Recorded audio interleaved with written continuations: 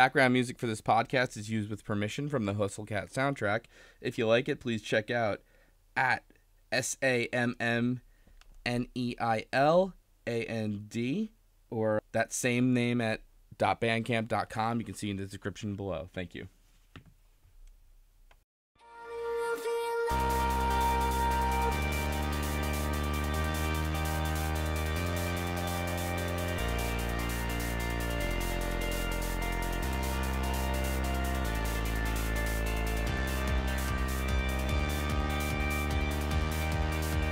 Hey everybody, welcome back to Visual Novel Book Club. I'm your pal Slowbeef. With me with my good friend Jim. Hello.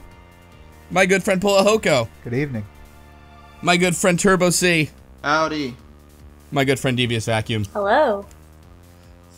We finished yet another route in Hustle Cat. Everybody, a round of applause. Good job. Yeah. Good for us. Applause for dates. Yep.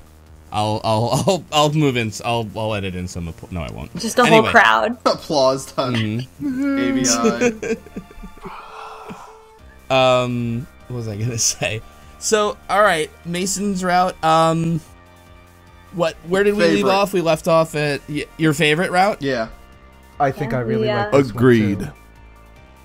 See, here's the thing. I don't know that it's the best route, like the best route for the story. Like, it doesn't quite fit in the whole, hey, cat cafe with magic, but it's, like, the best, like, romance route we've seen. Yeah, it's the best story on its own, even though it doesn't have a lot to do with magic. I love it. I'm still a fan of Avarice, personally, but, and we're doing that, yeah. Trash. But yeah, I did like the Mason route, ultimately. I think Finley is still just my least favorite right now. Just because of that one thing at the end. What? Because of hashtag blocked? Yeah, fuck you that. really don't like that. You jump the shark. You jump the shark. That's all I'm saying. You know. Yeah, I like Mason a lot after this. I even like her a lot more than after last time because I was really more worried that this would just be like a one-way thing where Mason is teaching Avery how to be more sufficient, but Avery helps Mason tremendously, and I think much more than Avery helps Finley. Yeah, totally agreed. Avery is actually smart in these episodes. Kind of. Let's not go nuts here. But like they're equally screwing up, trying to help each other or whatever. Even a dumb baby occasionally is a good idea. Even a dumb baby is right twice a day. So we left off with Avery wakes up after Mason had spent the night over as a cat, and Mason's gone. And Avery's like, oh, well, okay. I guess she got out through the window. I guess I'll go to work. And they stop at the corner store where the Grumpy Donut Man lives. The sequel to Jelly Donut. Right, the Grumpy Donut Man, the donuts. gingerbread man's very angry grandfather. A lot of donuts in this game. Big fan. Time to grump the donuts. So we go there, and we see that the owner is there with Mason. Oh. Yeah, weird. Yeah, it's weird that we like this the most when that's what happened. So we we see that Mason is there as a cat, and Avery's like, oh, hey, and Avery like tries to probe the guy about his family, and I think is like, okay, they're related, or there's something important going on here. And Avery's like, do you have any family? And he says, not anymore. Mm-hmm. And so I was like, oh, is Slowbeef going to be right? Does he think that Mason is dead? Mm-hmm. And Avery responds with something along the lines of, I'm sorry. Slowbeef was right. Sorry. Slowbeef was right. 2K17. And the guy, like, he doesn't take it as a gesture, like, to say, I'm sorry for your loss. He says, like, why would you apologize? Like, you didn't do I found anything? my daughter's murderer. I hate that. Why are you apologizing? I hate that so much.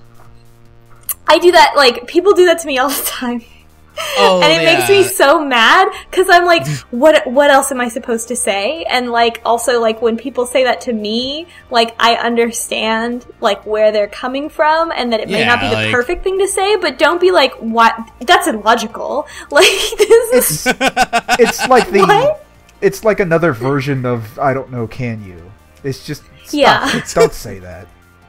Yeah, and it puts the person who said that, who was trying to express their, like, earnest and sincere sympathies, like, it puts them at a disadvantage, and it's just, like, I don't know. I know you're going through your own stuff, but it just bothers me so much when people do that. So I was mad at him for saying that. And Avery then is like, all right, well, I should, this isn't working out well. And Avery starts to ask about Mason literally by name. And yeah, he's like, because he notices that this guy is basically Mason. Just very standoffish, very, not a lot to say, kind of rude. And he's like, do you know Mason, or are you related to Mason, or starts to say that, but then is immediately attacked by Cat Mason, viciously. Actually attacked. And the old guy's response is to first yank his cat back and then be to Avery like, what did you do to my cat? Wait, just to set expectations too, like, I mean, he's Mason scratched Avery's arm, right? Yeah, and that was the implication. Yeah. I just mean like it like viciously attacked, like mauled out Avery's like right eye or something. Well, the way everyone else reacts, that's what it sounds like. The way he reacts to it in particular is he goes on about this almost like, kind of a brattish, like, what the hell? She viciously attacked me. I thought she was nice to me. But it's so weird because a person did that, right? Like, if a cat did it, you'd be like, fucking cat. But this is a person who made this choice. I'm with you on this, actually. She, like, you know what I mean? It's like, if someone scratched you, you'd be like, what the fuck? Like, that's not like, I got a little mad and yelled. That's like, hey now. True, but also this is a person stuck in a cat's body, and it's kind of hard to be like, to like distract you from, like, oh, excuse me, let me interrupt you there before you say my name. It's kind of right, I can kind of see where okay. you like. It's not quite the same as actually going up and physically assaulting someone. You are a cat in a tiny little body with tiny little claws. That's fair. Okay, yeah. No, it's not good. I'm not defending it. I'm just saying it's not as bad as it could be if you weren't trapped in a cat's body. I'd still defend it if Mason didn't want that shit dragged up and fucking decked me. All right, go for it. Like, if she was a human, she probably would have just hauled off and slugged him.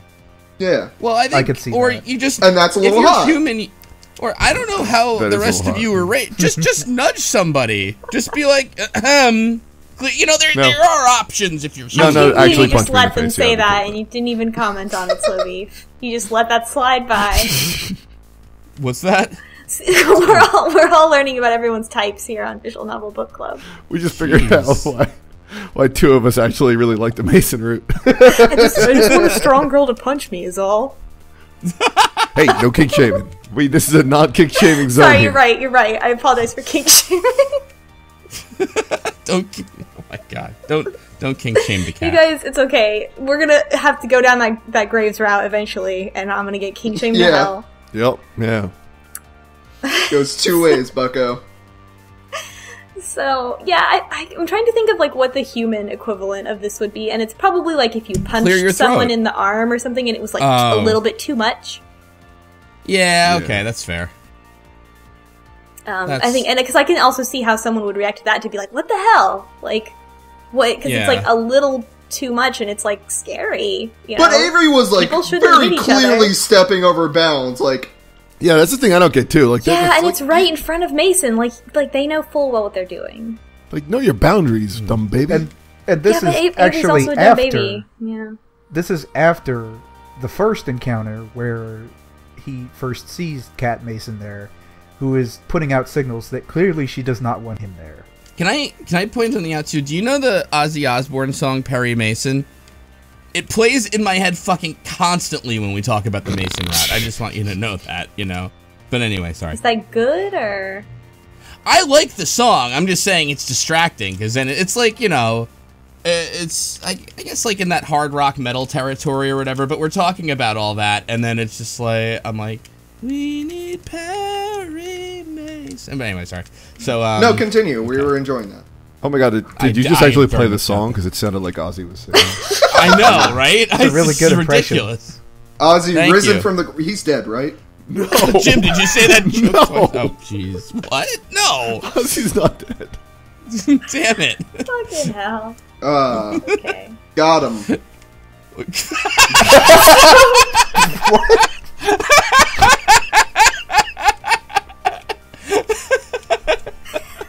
So Avery just leaves, right? Take like, that, Avery's Ozzy like, bye Osbourne. now.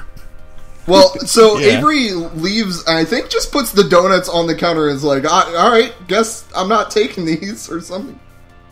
At least that's how I read it. And yeah, Avery's just, he gets scolded by the man for harassing the cat, and then just runs to sulk to everyone else about how he has a cat scratch. Yeah, so we show up to work and Landry and Hayes are there, and they're like, holy shit, dude, like, you're bleeding. And they're like, yeah, they like have a more than I expected amount of concern about this wound, which made me suddenly think that it was actually pretty bad. They were like, why, they were like, oh, did a stray cat get you? And they're like, oh, is it infected? I'm like, I've been scratched by cats before. It couldn't have been that bad. Well, that's what makes me think it must, like, and also they work with cats all the time and surely get scratched by cats all the time, and they still reacted to it like, oh my gosh. Although, they still know it was a cat. So, like, if you know it's a cat, you're not like, dude, did somebody just stab you in the hand on your way in? No, they knew it was cat scratch. like, I imagine they work with strays a lot, and honestly, I think it's reasonable that they would want to at least get it, treated so it doesn't get infected, or maybe like totally he could be treated. carrying something like that could get in the food. I don't know. I have a feeling that it's really just kind of a side effect of them working with cats all this time. So yeah, but they are concerned about it, and then they're like, oh, what are we gonna do? Mason didn't show up to work today for the first time ever. And they're like, oh, well, we'll just have to figure out something in the How kitchen. did they cook before Mason? Mason wasn't the first employee. Maybe they didn't have... Maybe they just had coffee and no pastries. Yeah. Or, like, get them from someplace else. Yeah, buy them from somewhere, a supplier. They What do you think they did with the cats? Jesus. But, like, they freaked out because, like, oh, God, I'm going to have to cook. Well, Hayes, you can cook, right? And Hayes... freaks out as is Hayes' standard. But what if you don't like it? Oh my god. Oh. I guess I can cook. So then Avery opens up and starts opens up the cafe and starts doing normal cleaning stuff and can't focus and spills stuff on the ground, I think, and Landry comes back and is like, oh, by the way, Mason is here, so there's no need to be worried. And so Avery is like, well, I have to talk to her about it, so Avery asks Mason to talk in the basement, and there's this tension, and she's trying to ignore them and ignore that anything happened. And they go to the basement to talk. Avery confronts Mason about hurting them, and Mason kind of turns it around and is like, why did you have to pry? You didn't have to keep pushing, you kept pushing, and now you're just gonna run away like everyone else. And I actually really liked this conversation because Avery responded with, don't make this about you, which I think is really true when you're talking about, you physically hurt me and you need to apologize for physically hurting me, regardless of, the rest of the situation, because physically hurting someone is never okay. Right. So this argument felt a lot more like both sides, made a lot of sense. Yeah, Avery has a bunch of emotional strength here, that we haven't seen before, and is kind of emphasizes the fact that, hey, you know what, I'm going to stand up for myself. I'm not just going to be sort of, sit back and let things happen to me. Like, I know I'm Right. in the right here, and I need to assert myself because this isn't cool. Avery specifically calls it bullying at some point. Yeah, and Mason is Mason like reacts to the word bullying like, oh, that's what everybody says, and it's not, that kind of thing. So it implies that like in the past, people probably have called her a bully. I really like this. Her, she responds bad. in the, it's, I get it from everybody, meaning she's been through this before, and I was kind of right in that nobody's really bothered to try and get close to her because they run into this hurdle and they just give up. Yeah, and it's interesting to show that kind of reaction of like somebody who is like, oh, and she says so immediately, she's like, oh, this is just happening again. Like, I don't know, it was a very interesting insight into her character. Yeah. The way that she reacted like that right away. Yeah, which is like, that's sort of like the personalization I've been hoping for this entire time. Like, yeah, Reese sort of gave us a little bit of that. Finley definitely did not. Yeah, Mason has the most depth as a character, I think, so far.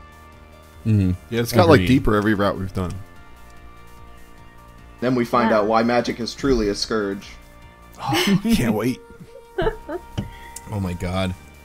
But so then Avery, if Avery doesn't handle this, neither of them handle it great. So Avery's just mad and storms off, and Avery walks outside and is mad and goes back to the store and talks to Mason's grandpa.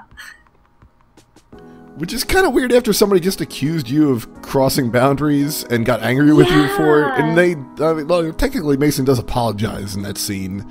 So but the answer is super not to go keep on crossing those boundaries the same day. Yeah. Like, hey, your apology wasn't good enough. Let me just do the exact same thing that I screwed you over with before.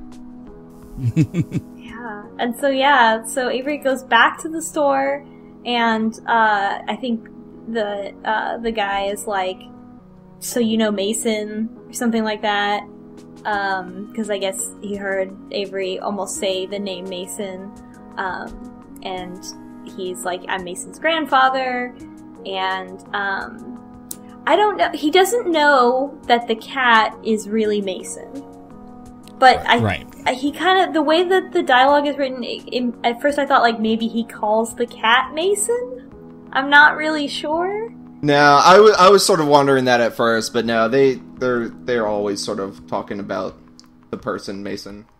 Yeah. Especially like later on when we kind of get into that, what he does with the cat. At first, I thought that so he knows that Mason is still out there somewhere, but he doesn't know the cat is Mason. And Avery's like, yeah, Mason's my friend from work. And the guy's like, work? Is that what they're calling it these days? And Avery thinks that he's talking about dating, but I think it seems that he's actually talking about crime. I thought they were talking about hooking, to be honest with you. I was thinking drugs, personally. This is an interesting sort of psychoanalytical thing. Yeah, I thought all they he were says talking is that about they're delinquents. I thought, Avery meant it as, or interpreted it as fucking, and then, he meant it as delinquents. Yeah, and so Avery's like, sir, I work at a cafe. Is that what they're calling it these days, a cafe? No, sir, I serve coffee and make pastries. Is that what they're calling it these days? These days? Coffee. Yeah, but Speaking of which, would you like to buy some coffee? He never gets. I've read Urban Dictionary. I know what serving coffee means.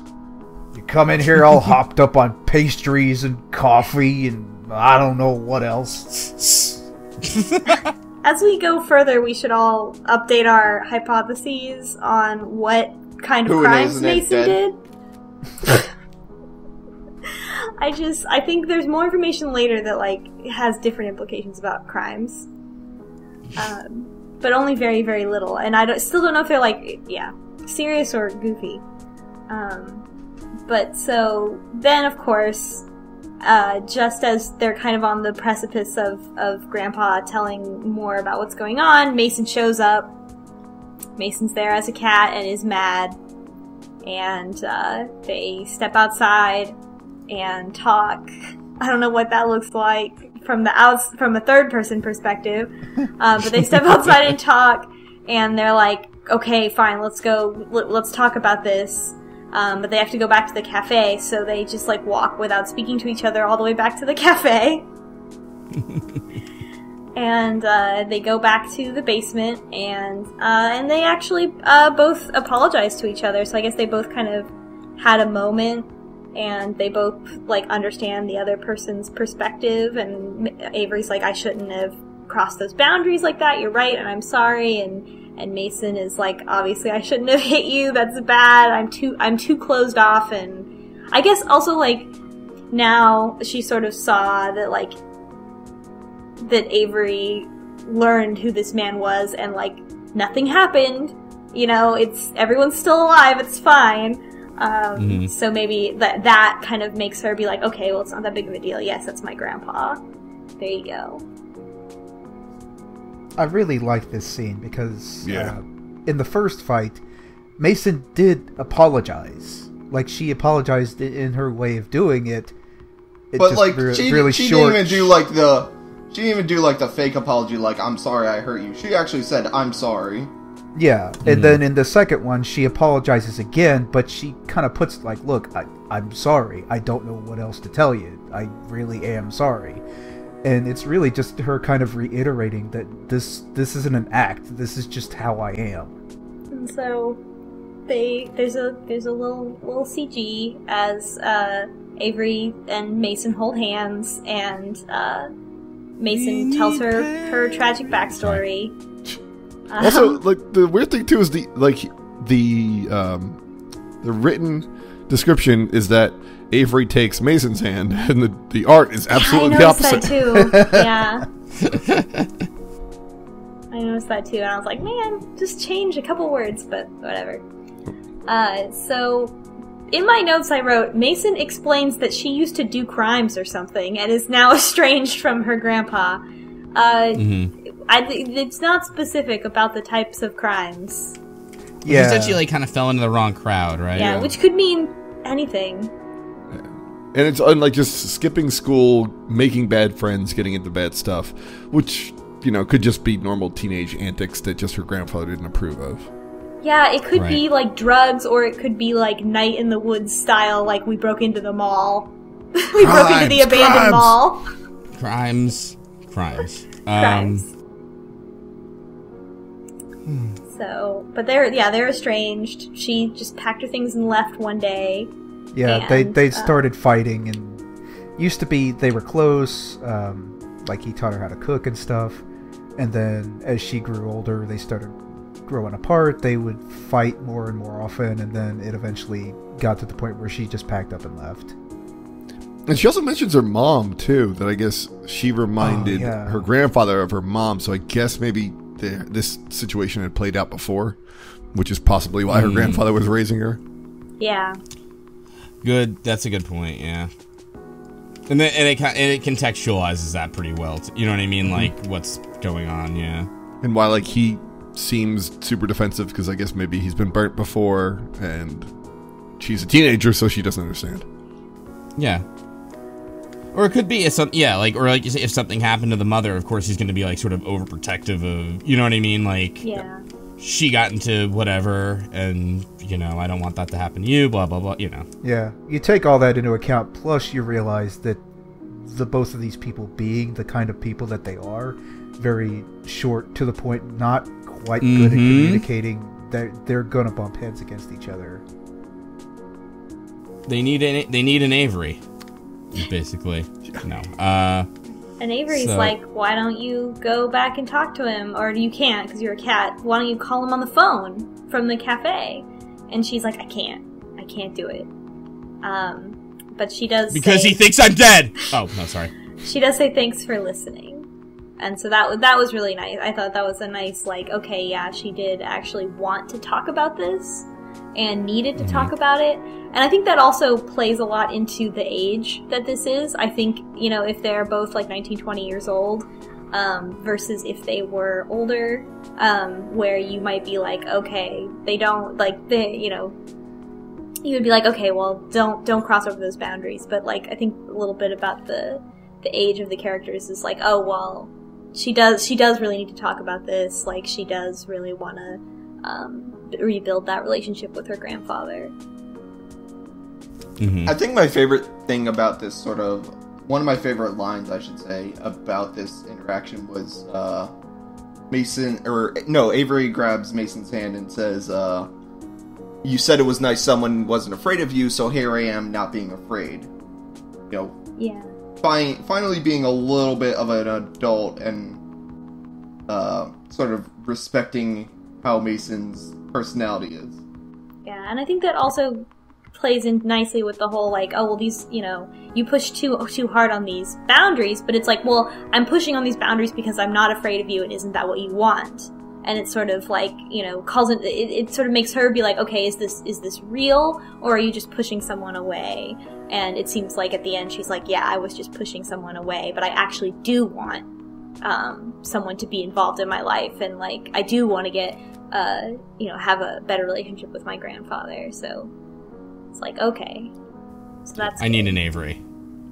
Yes. Is what she's really saying, I think, through all this. So then Avery continues to meddle just immediately. Just fucking right off. There you go. First off, he goes out and is once again obnoxiously bad at his job when even slightly distracted. Yeah. Because, like, I don't know, maybe with jiggling keys or something, but he's just never good whenever he goes out and works with anything else on his mind. He's never had a job before, you know? That's the thing I always was like, whenever I get frustrated at my undergrads, I would be like, but like, they've literally never had to time management until now, because they're like 20. And so I was like, okay, I can't be mad. Yo, but people are not good at that even older. There's a thing, if they call it student syndrome, where it's like, if you give somebody a deadline, like studies show everybody waits until at the end to start work on things. Like, I've got to organize some stuff in the office, and I've pretty much learned, I mean, even with guys that are in their 50s, if I want something on Friday, I tell them at least that it has to be done Thursday morning. Yeah, it's like all stupid tricks you have to do with that. It's the most annoying thing. And so, like, when we're recording our podcast, you know, we all do it right on time. I've started getting better, frankly, about it, but it's weird because it's almost like not totally in your control. It's not always just lack of responsibility that leads to that. It is like, I've got other things in my life, so if something's due on Wednesday, I'd rather work on something that's due Monday, you know what I mean? Yeah. Yeah, it's not just like, fuck it, I'm not doing shit, you know what I mean? Yeah. But it's like, if the goal is later, you're probably gonna wait until later, and everybody does need to like mentally recharge, etc. So, you know. Meet the deadlines, who cares? Right. That's Turbo's. Well, it's also, I mean, Turbo's tips. To be totally fair, too, it's Visual Novel Book Club. I mean, like, you know, what's gonna happen to you, really? How dare! I'm kicking you off. That's what's happening. We're gonna call you out. Is what it is. The next episode will just be a big call out for the person who missed out. There should be like some kind of like, we should take maybe user submissions of like some kind of punishment for getting. Well, that's for your panel with Thai Tuesday or whatever, where you drink hot sauce. Hey! Don't. I gotta edit that. Oh no! You're gonna spoil the people on your hot sauce drinking. Marinara, thank you. Oh, that's right. Sorry, it was worse. Oh, this sucks. Now I have a whole derail. All right, fine. So Avery meddles, and Avery has a whole plan and tells us about this plan. It has many steps. My favorite is step 3. Yeah. So I don't remember exactly what all the steps are, but they get a piece of cake. I think I remember this. Step 2 is getting step 1 is getting a piece of cake and putting it in a box. Step 2 is getting another piece of cake for himself. For Avery's self. And mentioned that the chocolate graves, Mason calls it her specialty, and Avery calls it heaven. And now I just really want chocolate cake. Last episode was donuts. Also, that just makes me hungry. A lot of good food in Hustle Cat. But step 3, Avery said, was be cool, which was the hardest part. The hardest step. For Avery, definitely. Yes. Well, Avery even calls themselves out on it. It's like, that's the hardest part for me. But yeah, Avery brings Grandpa a piece of cake from work and a menu from the cafe to prove that the cafe is real and that they are not a criminal. Yep. Also, wait, Avery's like, hey, I was meddling and I shouldn't do that, so I'm going to wait till tomorrow morning before I meddle when I know Mason's at work. Oh, yeah. Yeah, that's right. Part of the plan was sleeping in so that he knows, or they know for sure that Mason will be at work, so there's no chance for them to be at the donut store. I don't really buy this was actually part of the plan, though. But he says it was. No. Oh, and had cake for breakfast. And Avery has cake for breakfast. Right. That was a step. And That's then, important. but also, Yeah. right. But also, did Avery mention as part of the plan that Avery's putting Mason's name on it? Yeah, saying this is Avery's from like, Mason? This is from Right. Mason. Oh, And yeah. gave the guy a menu, too, saying, look, this is the kind of stuff we make. If you want to come, we've got coffee and donuts, and it's a legit place that you can come and see and eat at. So I'm gonna be honest. When that part of the plan came out, I made this kind of like collar pull face, because the notion of I'm gonna be impersonating Mason with this cake. I'm like, this is gonna blow up in your face, dude. You know what I mean? It's like the setup is just, oh, don't do this. Let's be honest here. The cake is a lie. Oh, Jim. Oh man, I like that joke. That's not that's an edit. You go to hell. No. Aw. I'm sitting here. My cake is a lie joke. I think it's damn good. It's not. Oh man, just It's move accurate. on. It's an accurate one. I don't care. It's just forget it. Jeez. Okay. So what happens? So next? Grandpa comes to the store. Avery is on pins and needles all morning, and Grandpa comes to the store for lunch and orders a coffee, and then Avery's like, oh, but don't you want anything else? It's on the house. And he's like, Also, oh, well, if it's on the house. What kind of coffee? And freaks out and forgets what coffees they have. And Yeah, we got Frappuccino, we got yeah. Mocha Latte, we got Dark, we got Skim, we got Sugar. I don't know any other types of coffee, so I just listed the stuff you put in coffee. You just said sugar. That's right. Yeah, do you want just a glass of sugar? It's delicious. We got and sugar coffee. It's big down here in the South. I like that when the grandpa finds out that he's getting it for free, he orders more stuff. I don't know. I just like I that associate little with that. moment. I relate. Yeah. And so he orders pumpkin soup, which is the soup of the day, which Mason made. And that sounds pretty good, although not when it's summer and 90 degrees outside, but I don't know what season it is there. It's when you have cold pumpkin soup. Ooh. Pumpkin soup. Pumpkin soup from our pumpkin. So then Avery gives Grandpa the food and goes back to the kitchen. Oh, right, and then there's a really good line that I really liked, which is Avery says, I bound into the kitchen like I'm breaking up a wedding in a rom-com. Oh, boy. Just, slam both doors open like, Mason! Someone is here! accidentally knocks over all the pots and pans.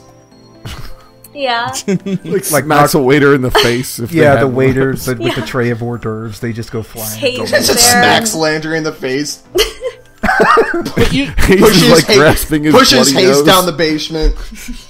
but that end of Act 2, the downturn thing for the rom-com would then be Avery, you forged my name on that cake? You know? Just saying, it's coming. You are sticking with these theories. I even know the outcome this time, but we're going there. But so Mason actually goes out and says hello to her grandpa, and they have a conversation, and he's nice to her, and they're not I expected him to be more upset with her, because of how she acted.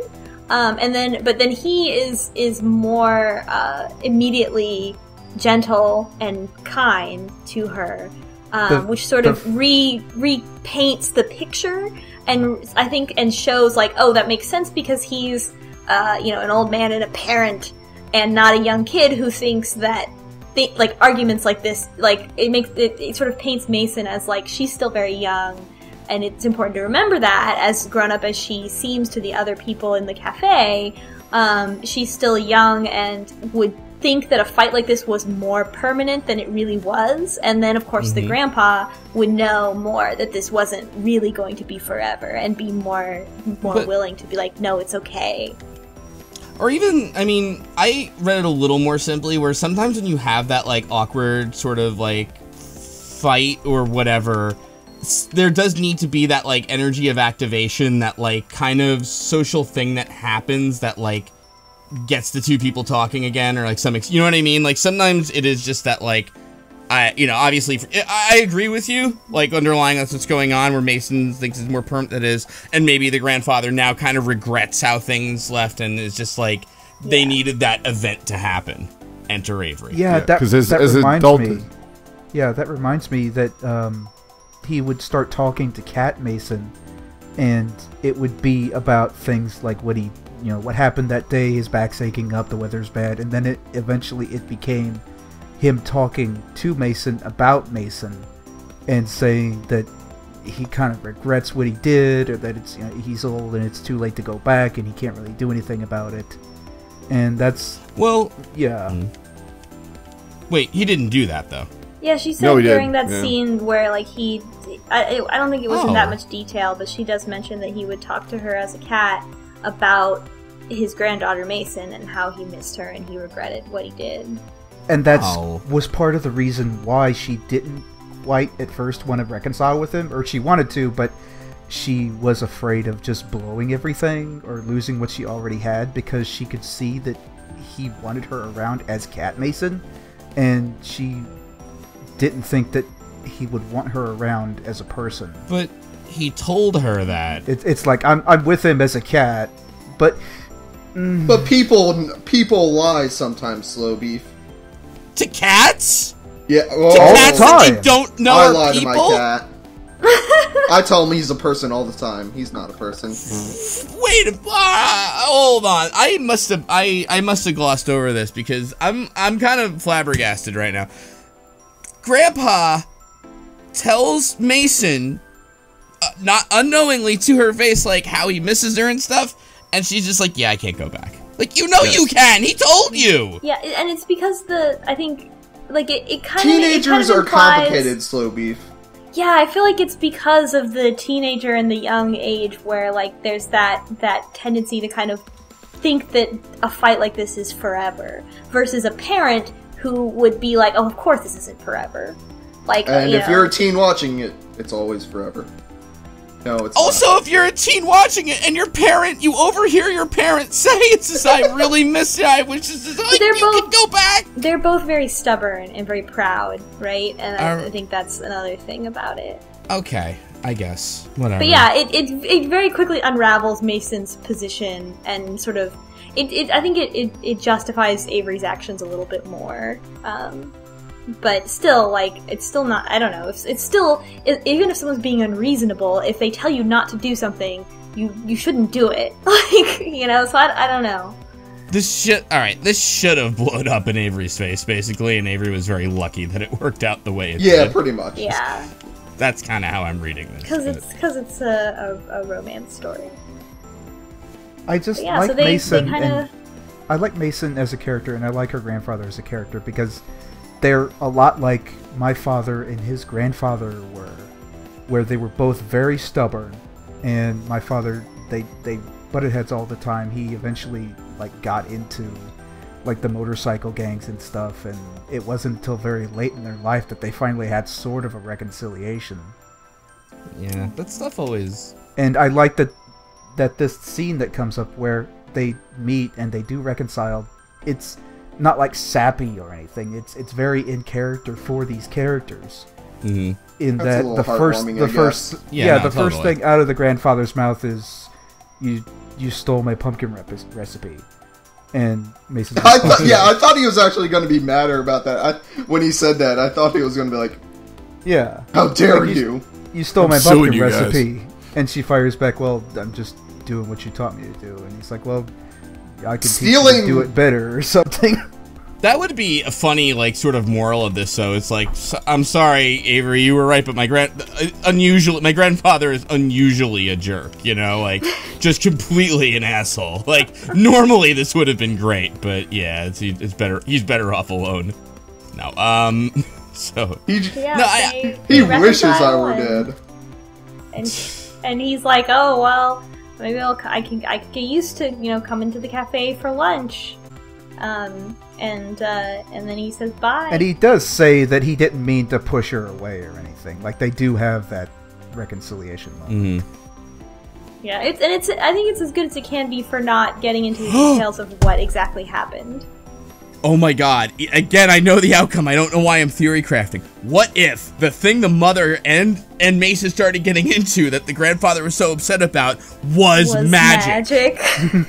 Oh man. Or wait till baking. Hustle Cat 2, Electric Boogaloo. Nice. Yeah, I guess I could get used to you working in this cafe as long as there's no magic or anything. And then you hear all the pots clatter. Yeah. And then Avery has to do the things to cover up all the magic, like sit on a levitating box. Yep. Yeah, keep pushing down the box. Like, nope, not this one. Just sits on it and crosses his legs. Like, nope, I don't know what you're talking about. Here comes my Hustle Cat fanfiction, Chapter 1, boy. Like one of the cats turns into a gargoyle or something, and he has to explain what kind of breed it is. Like, oh, this is a special Gargamon cat. They're from Siberia. That's a Smurfs character. It's a what? It's the Digimon version of a Gargamon. Gargamon. Gargamon's a bald guy Pokemon. So then Avery goes back into the kitchen, and Mason's there, and it seems like Mason is mad, but then she's not. She's just trying to hide the fact that she's crying. And it looks so good. I love that art. That is great art. She looks back at Avery and is smiling and crying, and it's really sweet. That's the part where I said, "Oh my god, I love this." Yeah, and it was. This I is was good like, art. I was so caught up in this story that I totally forgot about the magic thing.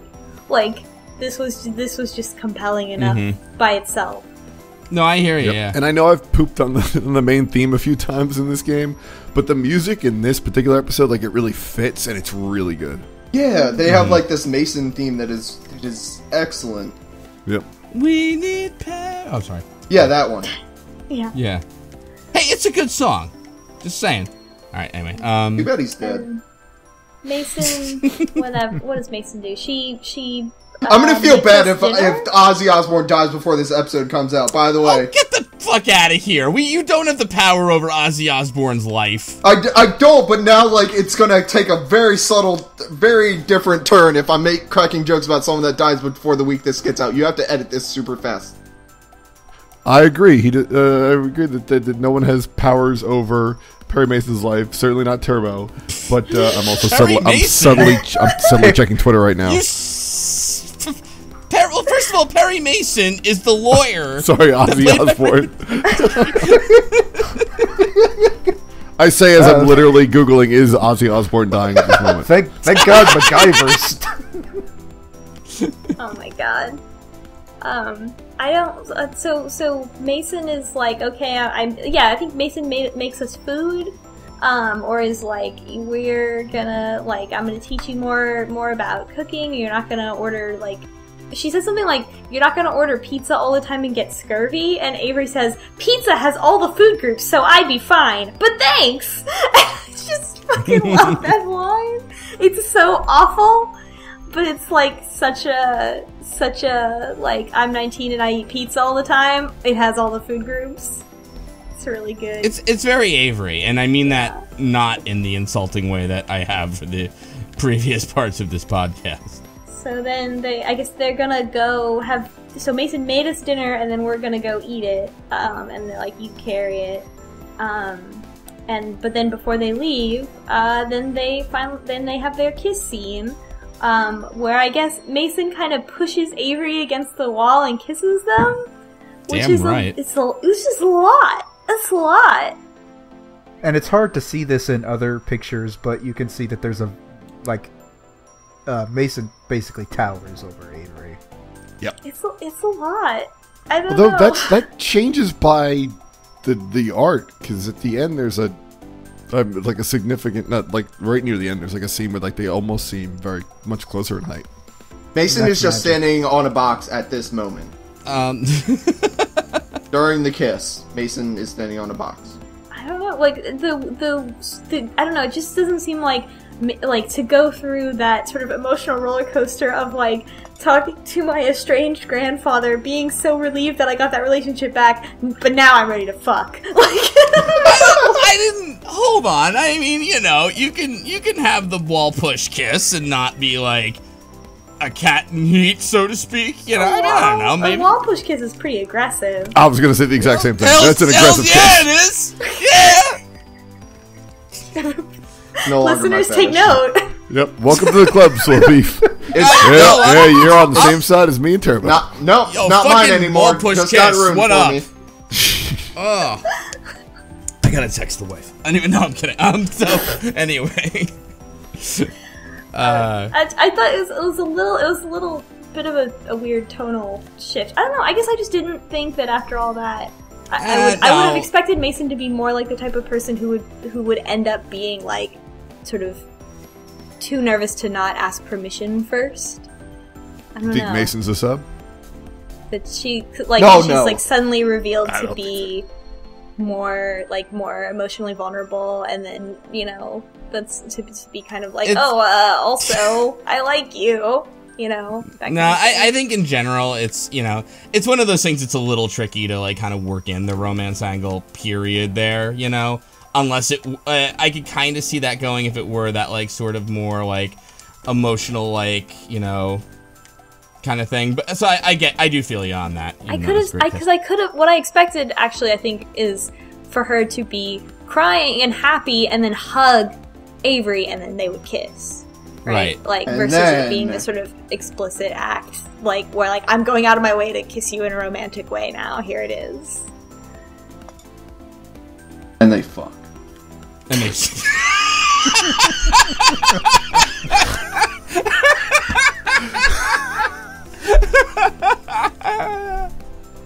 The end. The end of Hustle Cat. We still have so much left. Oh my god. So the time skip, the dating time skip of like, and then we've been dating for a while. Yes. Sorry, I was just imagining Reese trying to do the wall push kiss. Being like, yeah, get out of here now. Cut it out, nerd. What is that, a Reese, piece of paper? What are you pushing on? Yeah, Reese like pushes Avery, but then Reese himself moves backwards. Reese knocks instead. himself over, yeah. Yeah. Has that like shocked expression, like what? And then he can't get back up. Aww. Like a turtle. I've been studying magic this long, and I still can't push Avery over. I've been studying pushing so long, and you just do it in one shot. Or like he does push forward, but then like falls like down, through a doorway or something. Why is there a door there? My dad's a great pusher. God damn it.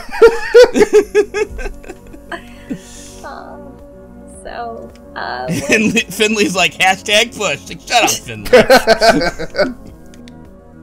Yeah, Finley. The others, as we get into the Mason thing, also doesn't really involve anyone else except for like Landry and Hayes being around. I think it's interesting that Landry and Hayes are the people present in Mason's story that are like spreading gossip and stuff versus Finley. Yeah. Especially because Finley and Mason seem like they're friends in Finley's route. Right. But Finley wasn't like really present in Reese's route either. No, but Finley doesn't ever talk to us about. It doesn't really talk to us at all. I don't know. Well, Finley's only ever acknowledged by Silver the Hedgehog, so I think. What if Finley's not real? Is what I'm saying. Well, I think it's like all that scene with the T-shirt. Like if you reject the T-shirt, then she's just nope. I'm out. Well, no. Hold on. Later on, she's like, what did she say? Hey there, hot stuff, I think. Oh, that's right. Yeah, there's 2 chances. Yep. Yeah, but after that, then it's like, but all the other characters talk to us in some capacity, but we like never talk to Finley ever after that. You know, like I said, like Landry and Hayes are there to be like, oh, you got cut, and Reese is there to be like, watch out, but Finley's not there. Yeah. Although maybe the thing is just that like the Finley's just really into you, and that's what happens in every route. Yeah. And if you reject her, then she's just gonna be like, nah, I don't want. You know, like I'm there to support you. She but doesn't want to be around you. Yeah. Yep. Whatever. I've got a social media empire. Finley. Yeah, it's kind of sad. Made me sad now, Jim. Hashtag not sad. in my fan fiction. I'll fix it. Slowbeef. I forgot what that was about. So after the dating time skip, it cuts to Mason and Avery in the kitchen, and Mason uses magic to light the pilot light on the stove. Hold on a second, before we get there, so like we can't skip over the part that Mason tells Avery the pilot light is out, and Avery is convinced it's horrible. Like, oh no, not the pilot light, and it basically means she needs to use a match, but she didn't use a match; she used magic. Yeah, right. So she can light fire, which is pretty straightforward, like magic-y magic of just like I cast fireball on the stove. Yeah, it works for her because she uses it to cook. Yeah. And so, Avery, like, at some point, like, Avery, like, touches her arm or hits her arm or something like that, and is like, oh, her biceps are like steel cables or something like that. Aye. And this point in my notes, I wrote, how does Mason have time to work out? If she's a cat all the time, when's she working out so much to be made of steel? Like... I don't know, because, and also, I know other rats have established her as, like, physically strong and all, but, like, she, art-wise, kind of comes across sort of tall and lanky, you know? Mm-hmm.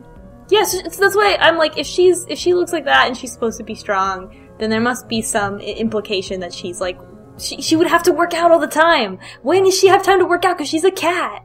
Maybe being a cat is, like, working out all the time. Maybe those pots and pans in the kitchen are super heavy. I mean, Hayes ain't helping. She's bringing up all the heavy stuff all the time by herself. That's fair, right? No, that's true. Bringing all those bags of coffee beans out of the basement. What if that's the thing? Like, her grandfather made her pump iron all the time, and then she was like, I don't want to do that anymore, and that's the rift. I'm gonna use my fists for crime. Yeah! No! Mason, you have to use them for justice. Holy crap, this is like a supervillain origin story. Oh my gosh. I can't get all this down fast enough.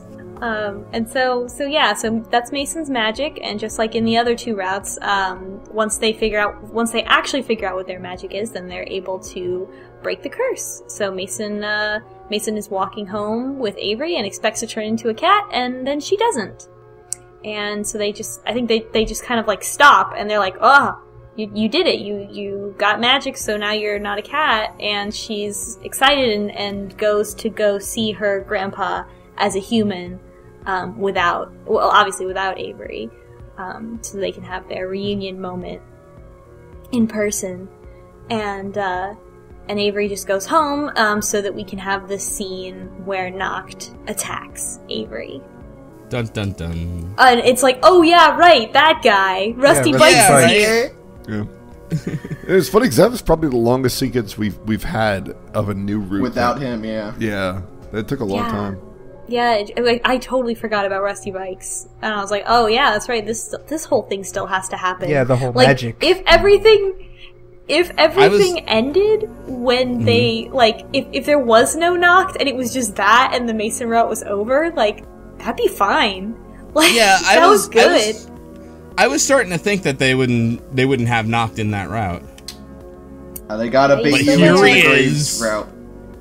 He's still there, and I think it's pretty straightforward. You know, so as Avery runs away to leave Graves to be turned into Rust, they run into Mason.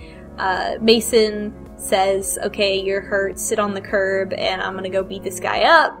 And she goes. She literally of decks course, him. I love it. She just walks up to Noct and punches him in the face, and she knocks him unconscious, and he's unconscious, and then they run away back to the cafe, and that's how she solves that problem. Scene. I love it.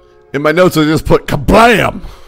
It's so good. And I love it because it I don't know, I guess it's sort of like this nice outside confirmation that it's not just like Avery sort of like building Mason up as physically strong, because Avery is, because Avery likes her, or because Avery is just like a goofball.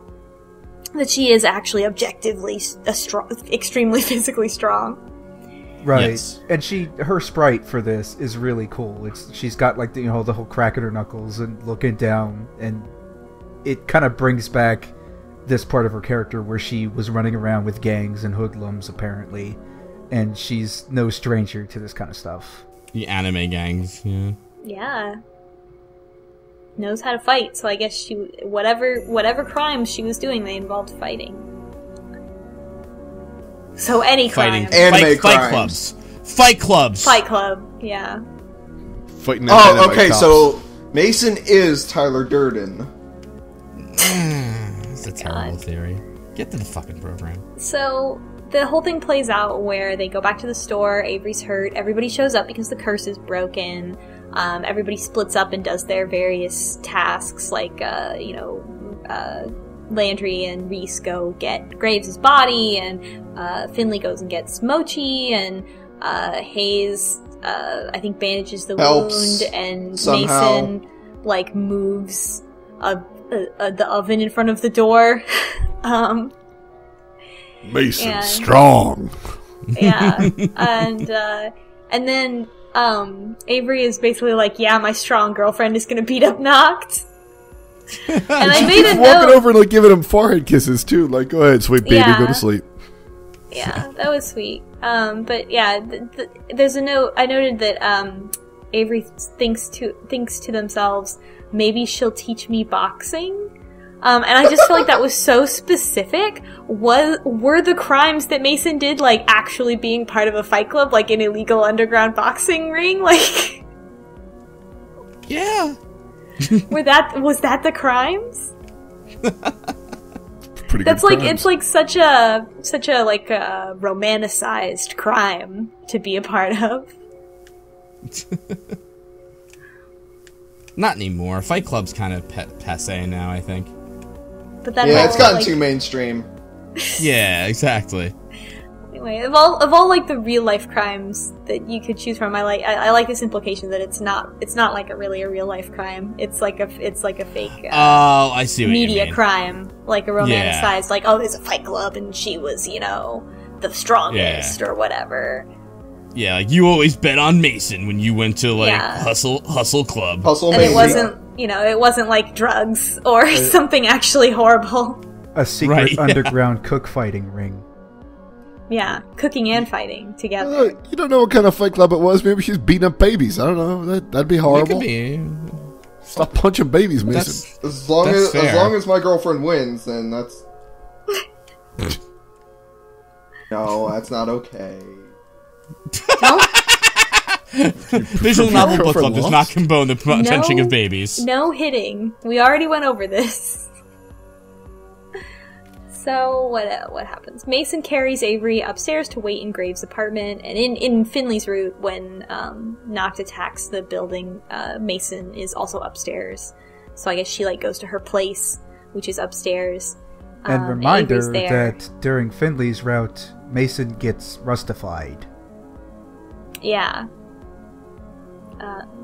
And Avery falls asleep, but then wakes up as Noct breaks the window. But I guess he's like hovering outside. It's really hard without a picture. Yeah, they don't he's really. He's like hovering outside the window. Well. Yeah. I had to reread it twice. The idea is that Graves put a bunch of wards up around the ground floor, and it's kind of implied that the rest of the building is protected, but he missed the window. So Rusty Bikes can kind of be in the window, but can't really go into the restaurant. Yeah, and Noct assumes that he just left the whole second floor unwarded, but it wasn't true. So he can't actually come inside. He can just break the window and stand on the windowsill. Yeah, so he's there. What a being jerk. a jerk. Yeah. Yeah. And Avery's like, oh, I need to do my magic, but I need some trash. And so Avery's like, Mason, you gotta distract him. You gotta stall while I go get some trash from my magic. And Mason manages to goad Noct into fighting out in front of the cafe. And at first Noct is like, I'm not gonna fall for this, and then he totally falls for it, so, yeah. He does have a baseball bat, to be fair. I mean, you know. Yeah, and like, you know, no, I don't think anybody thought that Noct was actually gonna fight fair. I don't know, maybe Mason did, it's not clear. I don't know why anyone would. But she's like, let's just fight with our fists and no magic and no weapons, and of course that's not true. But he does drop his baseball bat at first. Yeah, and I think he only really changes his strategy when it becomes clear that he's not as good at fighting as Mason is.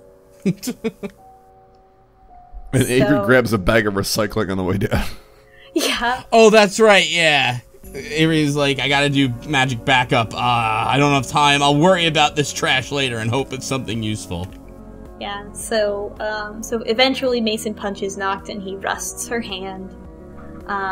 And Avery tries to fight back with trash, but it's bad again. I don't even remember. Real bad this time. It's Avery really like stupid. melts like plastic or something.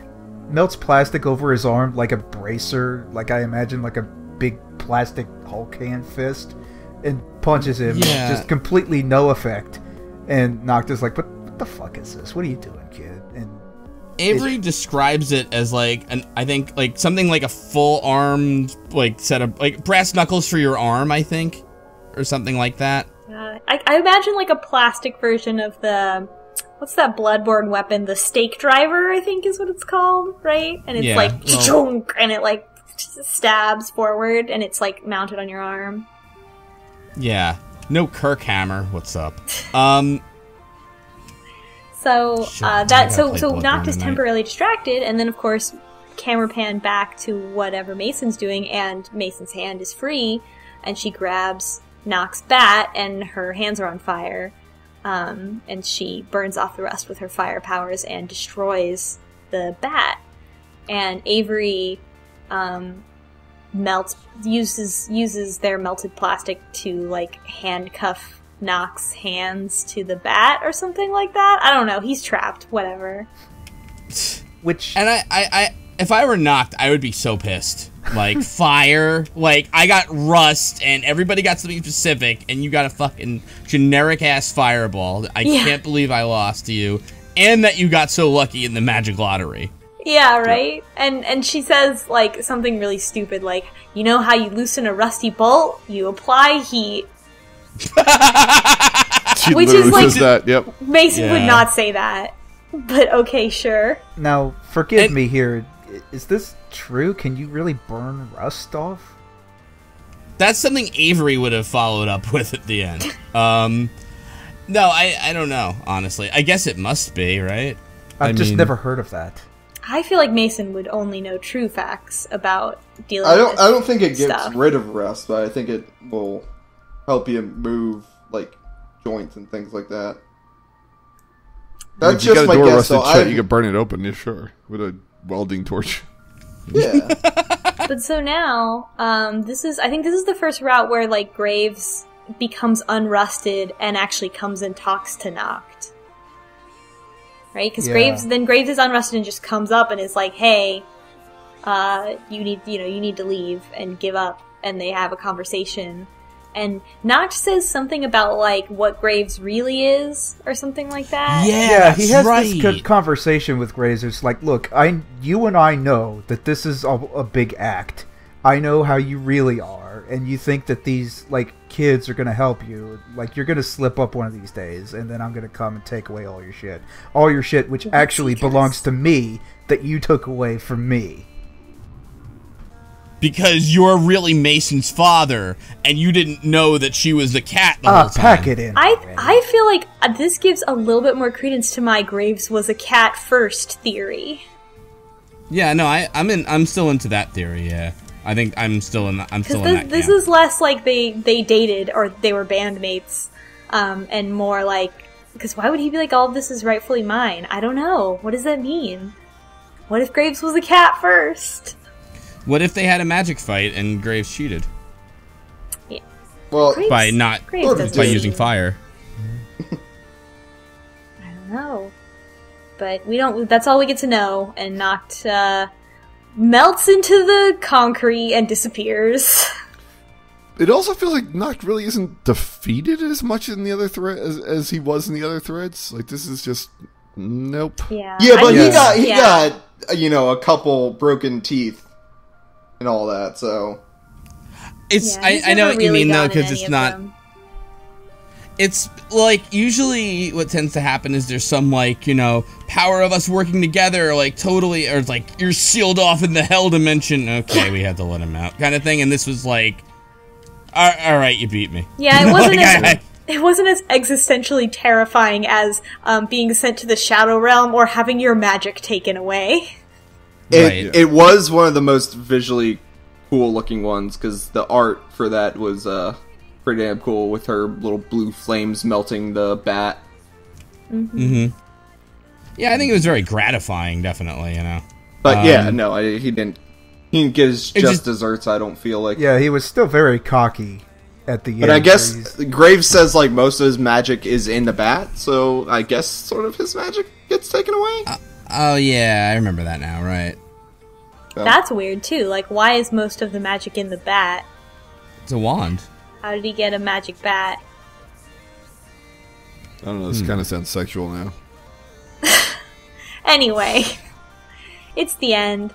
The ending, the Mason ending, we get a nice CG of Mason and Avery cooking together, and Grandpa comes to the cafe for lunch every day now, and Mason teaches Avery how to bake. Avery's pretty Grandpa good also at calls baking. him, also teaches him a little.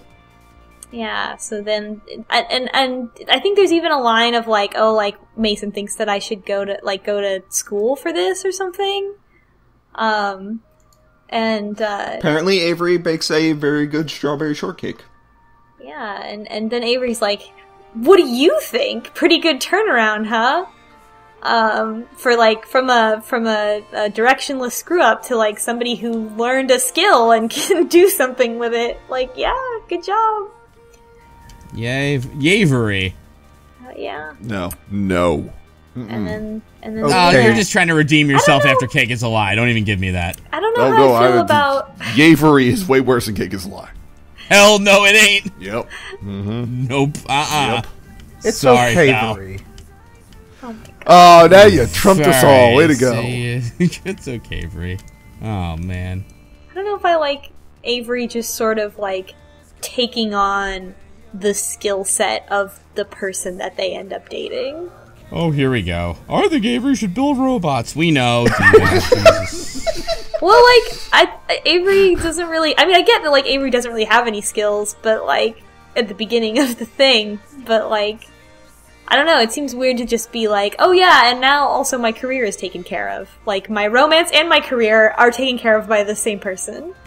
I think... Well, okay, the fashion thing I agree with you on, because... Yeah, that was the most overwhelming, for sure, because it was just like, welcome to the family. The two things I will say is apparently, and I don't know this for sure, but apparently baking and cooking are kind of different enough, where you could say, like, what is it, like cooking is art, baking is a science kind of thing. Together. I'm just saying, I can buy into, like, Avery sort of discovering that they're good at cooking, you know what I mean, like, baking, more than I could with the fashion stuff, because the fashion one seems like...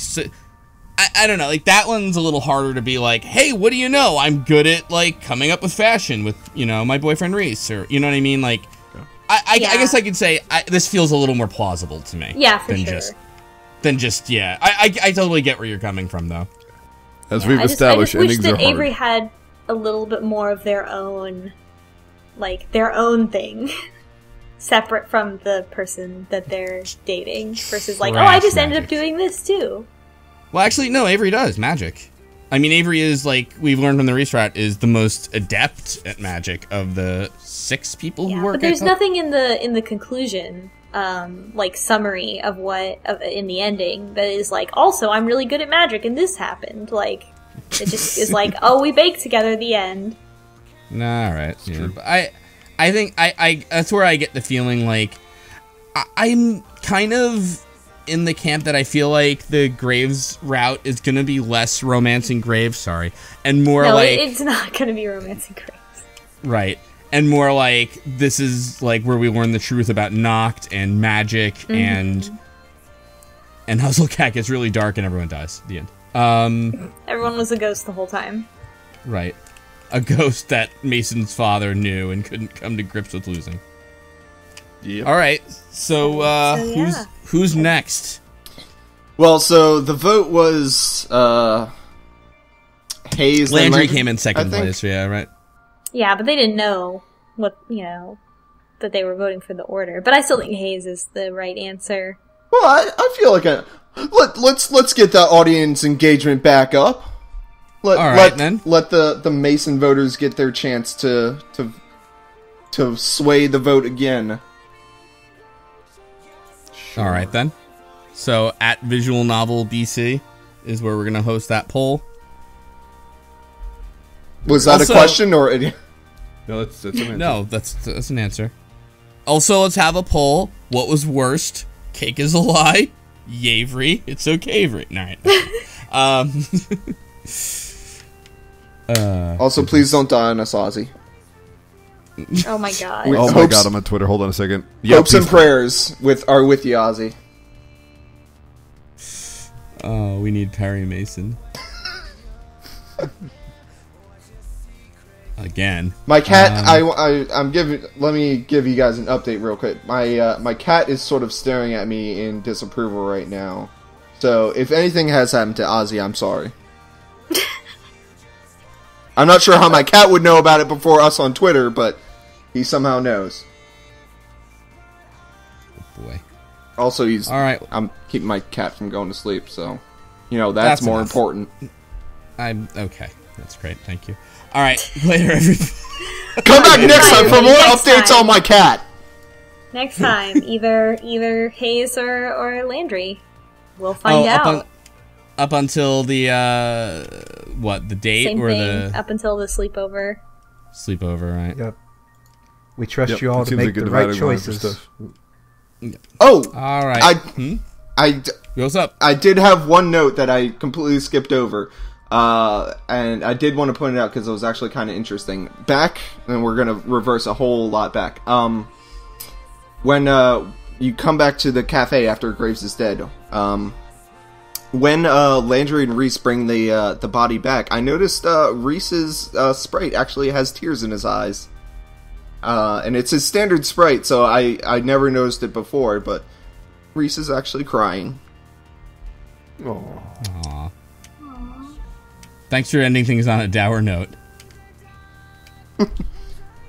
The end. Hustle Cat! Where's the hustling? Cake is a lie. We're gonna figure out the answer to why all of this happened soon enough, but not next time on Hustle Cat. Oh, Mason hustled. That's why she was a delinquent. There we go. That's why it's called Hustle Cat. Solve the mystery. End it. It's over. I'm stopping my recording.